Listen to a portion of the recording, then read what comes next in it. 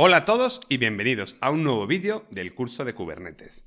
En los últimos dos vídeos hemos visto cómo funcionan los recursos y los límites en Kubernetes y cómo funciona el Limit Range. Hoy nos toca ver cómo funciona el Quality of Service de Kubernetes y cómo en verdad esto, como veréis en el vídeo, es algo que nosotros no podemos configurar y dependiendo de cómo estén los límites y los recursos, así será el Quality of Service.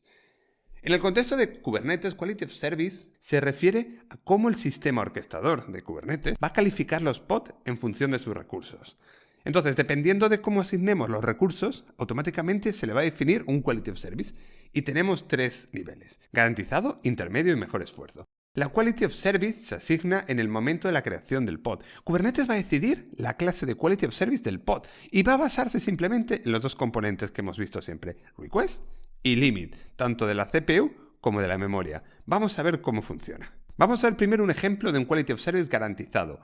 Esta clase se utiliza cuando cada contenedor en el pod tiene un límite y una solicitud establecida para cada recurso, y los dos son iguales. Como podéis ver en pantalla, tenemos, por ejemplo, este pod en el cual tenemos una zona de request con una memoria de 64 megas y un request de CPU de 250 milisegundos, lo mismo que tenemos en los limit. Entonces, en este caso, dado que tanto el request como el limit es lo mismo, cuando nosotros arranquemos el pod, como podéis hacer cuando lo creemos con kubectl apply -f pod.yaml, ahora cuando hagamos el kubectl describe del pod, vamos a ver cómo la Quality of Service que tenemos, en nuestro caso, aparece como garantizada.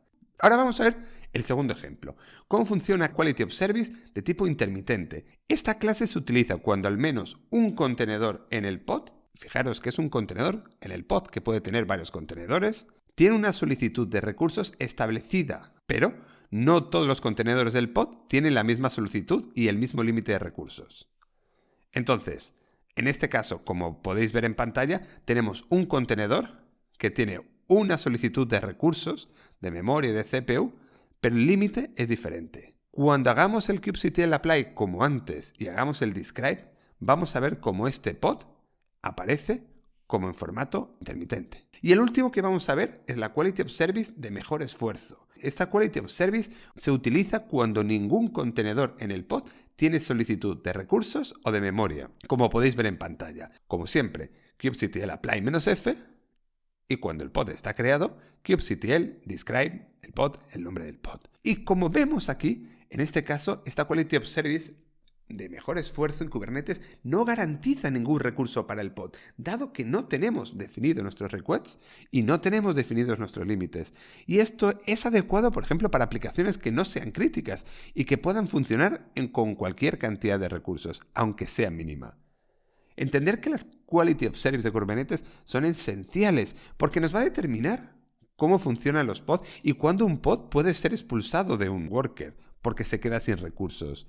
Kubelet expulsará primero a los pods de mejor esfuerzo, esto es muy importante, luego va a expulsar a los pods intermitentes y por último el kubelet va a expulsar a los pods garantizados. Siempre el pod garantizado será el último que morirá. Es muy importante porque los workers cuando se quedan sin recursos matan a los pods y tenemos que saber cuál es el pod que va a morir primero. Muchas gracias y nos vemos la próxima semana. Do you think your project infrastructure is well set and maintained?